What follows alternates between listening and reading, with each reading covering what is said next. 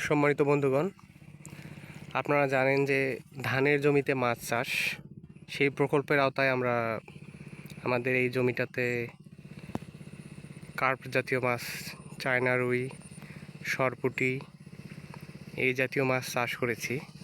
তো আজকে আমরা এই জমিটা সেচ দিয়ে মাছগুলো ধরব। দেখুন, এটা একটা 1 বিঘার একটা আয়তনের জমি। এই জমিতে মাছ ছাড়ান হয়েছে প্রায় 5,000 টাকার মাছ। তো এইটা হচ্ছে একটা পুকুর, ছোট পুকুর। এই ছোট পুকুর থেকে আমরা পাম্পের সাহায্যে এই পানিগুলো সেচ দিয়ে মাছগুলো ধরতেছি। অনেক পানি আছে, এখনও পুকুর বা জমির পানি সেচ দেওয়া সম্ভব হয়নি। আমরা মেশিন লাগিয়েছি, পাম্প লাগিয়েছি। জমিটা সেচ দেওয়া হয়ে গেলে বোঝা যাবে যে কতটুক মাছ আমরা পাচ্ছি।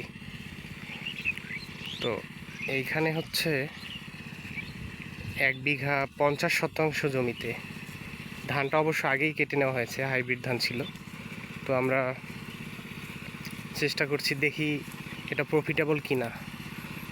ধানের জমিতে মাছ চাষ, এটা তো বিশ্বের উন্নত দেশগুলোতে রয়েছে, জাপান, চীন, কোরিয়া। এই দেশগুলোতে দেখা যায় যে তারা ধান চাষের সাথে সাথে মাছ চাষ করে, হাঁস চাষ করে।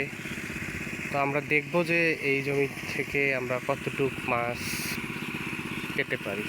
যদি এটা প্রফিটেবল হয় তাহলে আমরা আগামীতে আরও বৃহৎ পরিসরে হয়তো এই ধানের জমিতে মাছ চাষটা শুরু করতে পারবো। এটা একটা পরীক্ষামূলকভাবে আমরা এটা দেখার জন্য, পরীক্ষামূলক পাইলট প্রকল্প হিসেবে আমরা এটা দেখার জন্য এই প্রকল্পটা হাতে নিয়েছিলাম।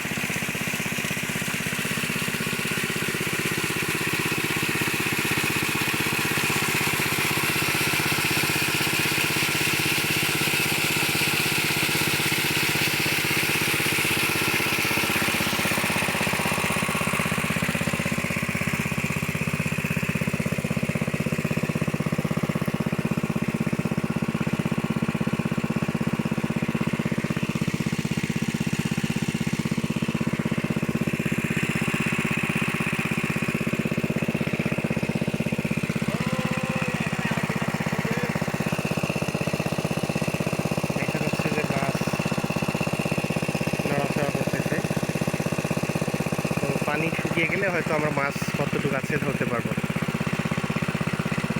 পরবর্তী ভিডিওতে আমরা দেখাবো যে কতটুকু আমরা মাছ পেলাম।